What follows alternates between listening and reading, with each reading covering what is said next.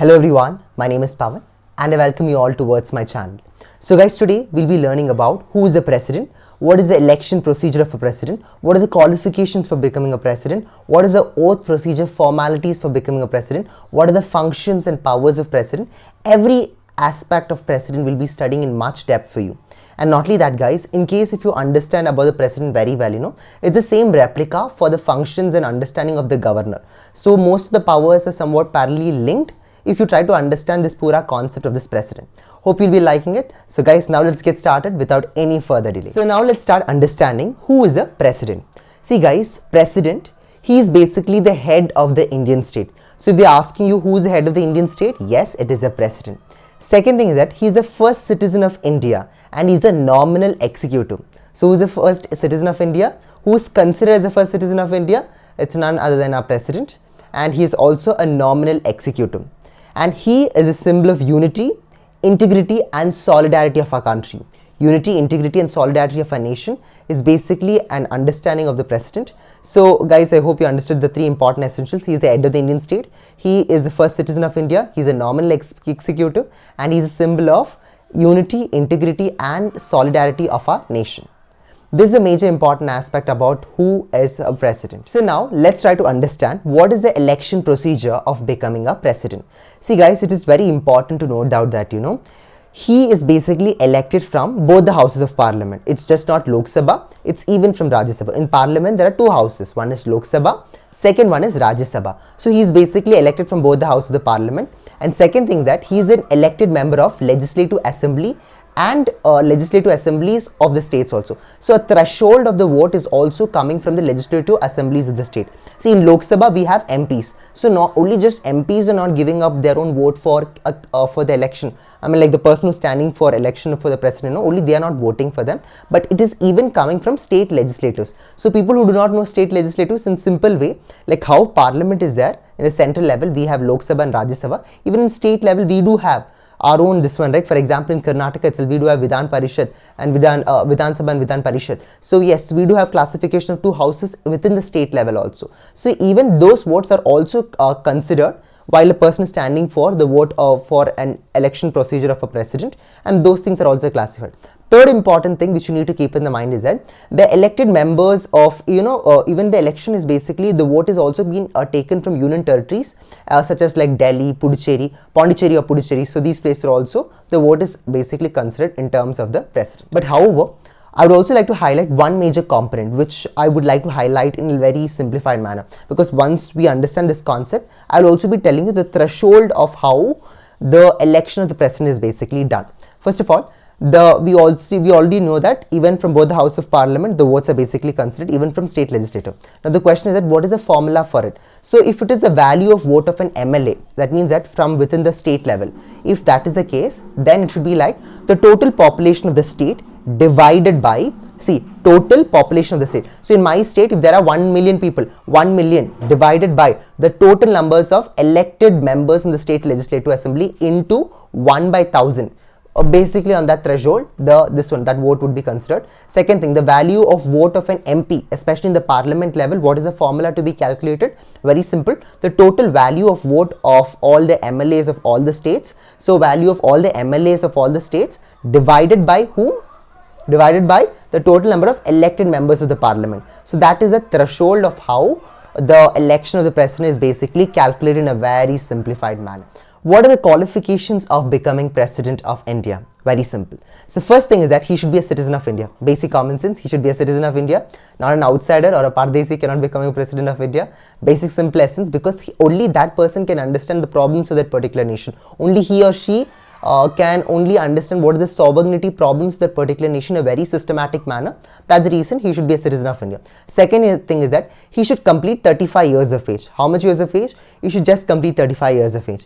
Third thing is that he should be qualified for election as a member of Lok Sabha. So that he should be qualified as a member of the election of Lok Sabha. What are the criteria for a member of Lok Sabha to be there? But same criteria will also be applicable over here.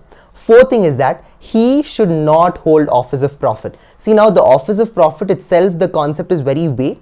It is like once he is part of this particular office, you should not be like bankrupt, or second thing is that he should not hold firms like managing this one. So why? Because it will not be showing that kind of justification which office is going to be held over there. Now the fourth important thing which you're supposed to know, that is about the oath procedure of a president. See guys, in case if who will take the oath of the president? Any ideas? That is the Chief Justice of India. So if Chief Justice of India is absent, what will you do? Can we close the oathing ceremony? No. So the next senior most judge of the Supreme Court will come and make sure that they take a oath procedure for the president. Now in case if it is the governor who will take it, it is the Chief Justice of that particular state, and then if he is also absent, the senior most judges of High Court will make sure that he take up the vote. Now three important things is basically considered while taking up the oath.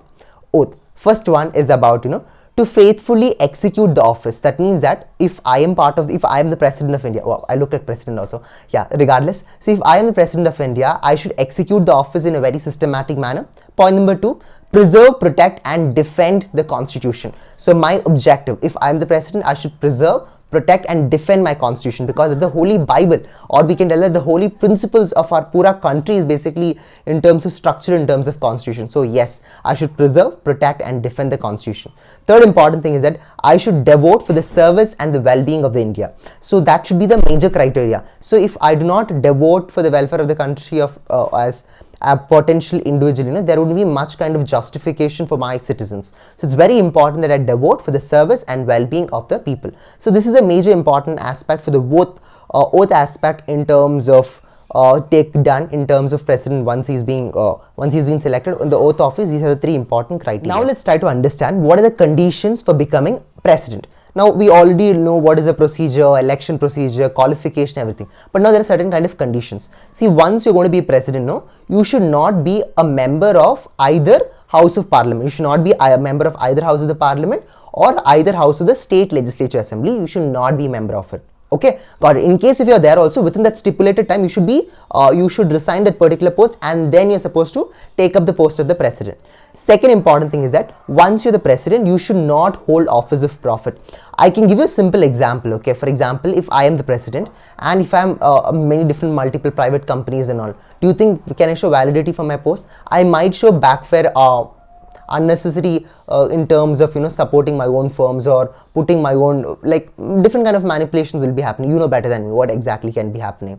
So this is the second important criteria.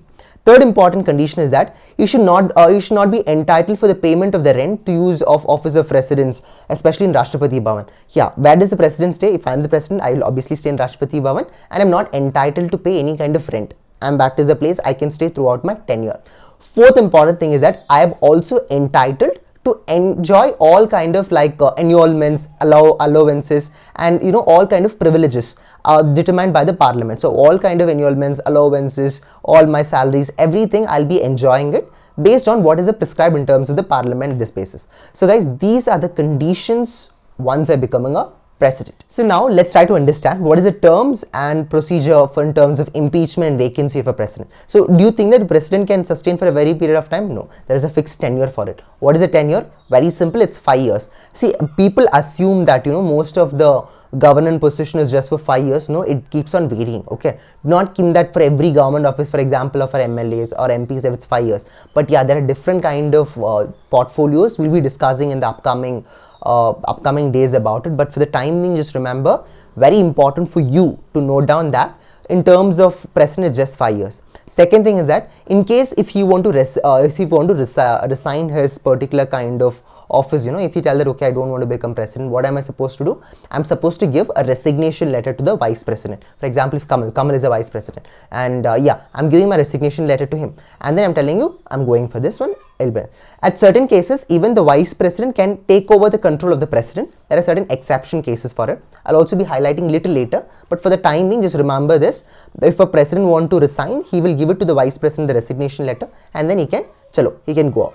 Third important thing is that the president can be impeached. Okay, president can basically be impeached. That means what? Impeachment, it's like a procedure in the parliament where one of the houses or even the private members, there are two houses, right? Lok Sabha, Rajya Sabha. So one houses may raise that they want to impeach it. In case if that majority threshold, for just give you a basic understanding, okay? If you're a person who do not have any knowledge of this, then out of 10, for example, 8 votes should be in favor of that president should be impeached. Impeach means removed out of the office. If 8 favors, then what? He'll be out. I'm just giving a wrong count now, about 8. Just for you to understand, I'm just giving the count of 10. But there is a certain count for it. I'll be telling it later. But for the time being, just remember, if the threshold is reached, then he'll be out of that office. But still now in India, you have to note that not even one president have been impeached. And impeachment of the president is very tough. It's very tough. It's the same procedure of the Chief Justice of India.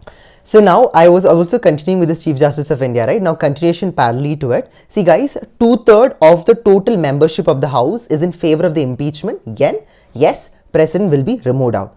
Now the fourth important kind of criteria which you need to keep in the mind, that is about the president, he is immune from any kind of criminal proceedings and he cannot be arrested. So if I am the president and if I am in my office, I will not be arrested in terms of any kind of criminal proceeding. Now you will be asking why. See now, if you observe a British system, they used to give huge preference to the crown. That is like the Queen of England. The similar vesting powers of Queen has been given in terms of the president in our country too, because our Indian constitution has been adopted from different countries. Especially this powers of president is basically taken from this British model. Okay, so now I also want you to remember that yes, president will be arrested, for example, if he has done any kind of criminal act. But after he is basically removed from his post, only then we can arrest him. But if I am a president, if I am in the sitting house, even though if there is a criminal proceeding, you cannot arrest me at any cost. Only once I'm removed from my post, only then you can arrest me. So this is the basic important understanding of the terms as well as the vacancies, impeachment of the president. So now let's try to understand what is the vacancy in the president's office.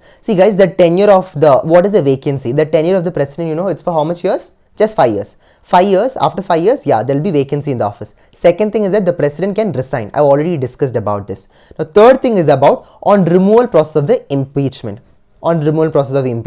Fourth thing is by the death of the president. See, for example, on the death of the president, until the new election is basically conducted, the vice president may take up the position of the president, but with reasonable kind of restrictions. For example, if the president is not feeling well, in that cases, the vice president shall take up that particular post. So there are certain kind of exception for it, but as a simple understanding, in case the absence of president, vice president gets that immunity and powers. Now just imagine even vice president is also not there. Now, who will the next power goes to? The next power will go to the Chief Justice of India. He can become the president.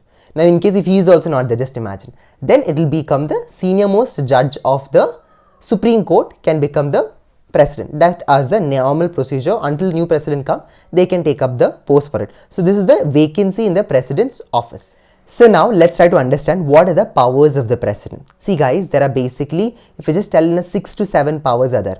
Point number 1, they do have executive powers. Okay, executive powers. Second power, it is about legislative powers. Execute any kind of law and order issue and all, president can actually exercise. We have heard about this national emergency and all, right? Who takes up the control cover of a particular, for example, in terms of state also, right? President has a power to declare any particular state has, for example, national state emergency, and then president can override that particular state with exceptions. Second thing, legislative powers.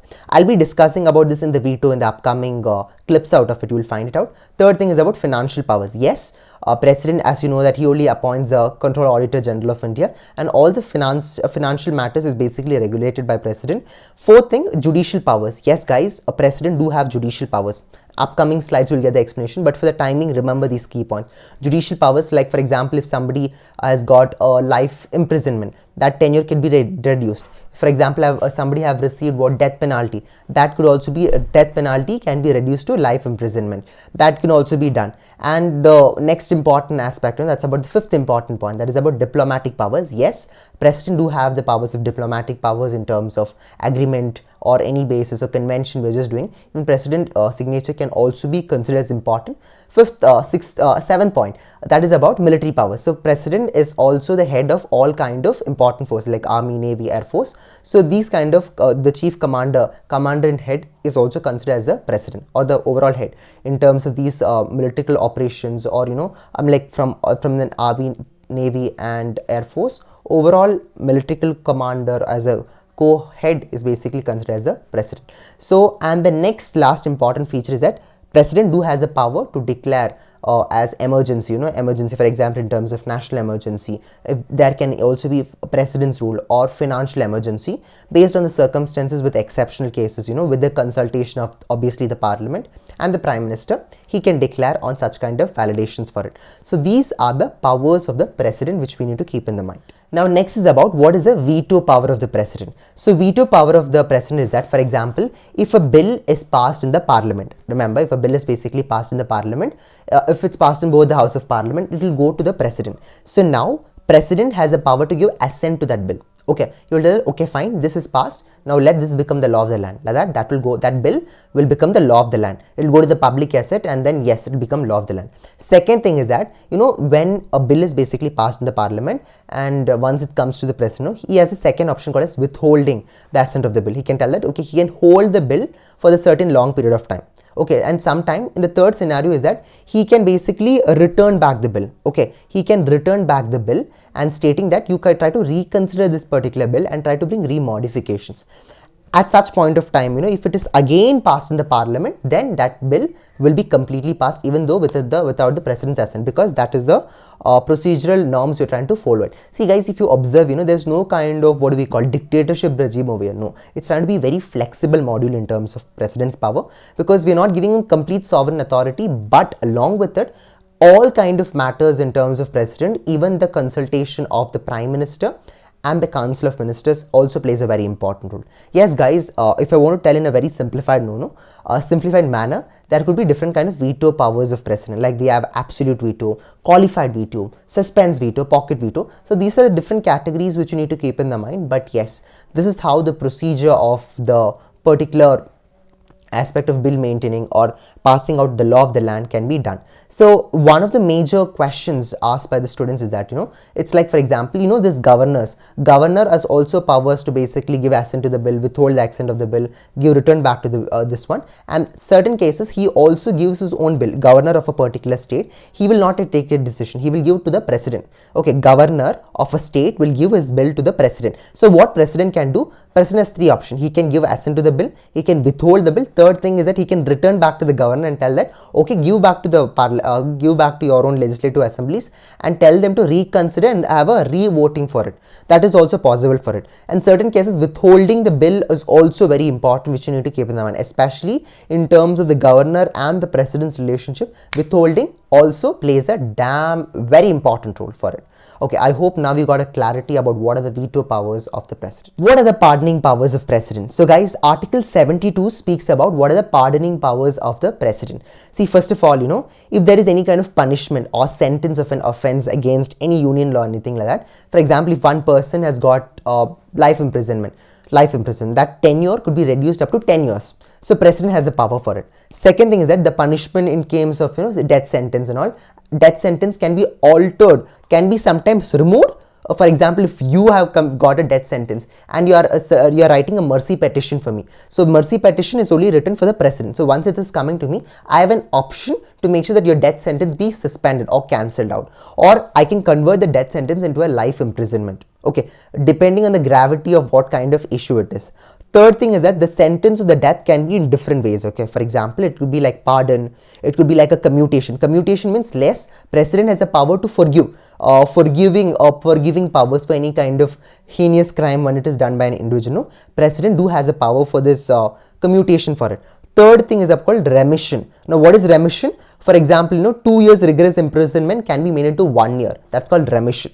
Fourth thing is called as respite. Respite is about lesser sentence for the pregnant woman. For example, if you are a woman and you have committed some kind of offensive crime. Now, if you are a pregnant woman, you can request the president, that is me, and telling that, sir, can you please reduce my tenure of this because I'm having a baby. And this is a certain kind of exception for it. That can also be done. So guys, these are the basic things which you need to know in terms of the pardoning powers of the president, because this will play a very important role for your overall understanding of the president. So now let's try to understand what are the president's three major important powers. First one, point number one, he basically appoints the prime minister. So when he is appointing the prime ministers, which is the majority ruling party, he can call out them, he can ask out their opinion, and from there on, they will be selecting out their particular, that appointment is done by whom? It's done by the president. Second important thing is that he can appoint other council of ministers. What do? He can appoint other council of ministers with the consultation of whom? With the consultation of the Prime Minister. Now, third important thing is that, which you need to keep in mind. For example, in case if president is dead, he can ask the majority ruling party over there, okay, you select a new other leader. On that basis, I will do the appointment. So guys, fourth thing which I want to give as a bonus tip for you is that, for example, there's something called as no confidence motion, or for example, if they feel that, no party is trying to be a majority, at such point of time, he'll also be observing in terms of, for example, if a ruling party is like BJP. So now majority of the MPs of BJP are trying to shift to other particular parties. Now, if BJP government is ruling its majority, at BJP government, if it is losing out its majority, what will happen? So it cannot stand in terms of becoming the prime minister or controlling the country, right? At such point of time, he will ask that he can dismiss the entire council of ministers with the no confidence motion. That is also being possible. Now, the last important thing is that he can dissolve the Lok Sabha when they lost the majority. That I was just giving an example before. Yes, he can dissolve the Lok Sabha when they have lost the majority. If there is no majority party, he can go up with the next procedure for it. But one more thing which I really highlighted was about the dismissal power. He can dismiss the council of ministers portfolio. I think even in like last time also, all the ministers was actually reshuffled of the portfolio was there, right? That happened when one thing happened in specific. What was it? It was very simple that, reshuffling happened with the consultation of the Prime Minister. So yes, President can actually remove in terms of any particular portfolio only with the consultation of the Prime Minister. So guys, that is a major important component which you need to keep in mind, especially in terms of the President's power. So guys, that's all for today's video. Hope you liked it. If you do like it, please do like, share, subscribe, and do let me know what kind of what kind of videos I have to upload more on it. So that's all. Thank you so much. Wishing you all the best. Namaste. Jai Hind. Jai Bharat.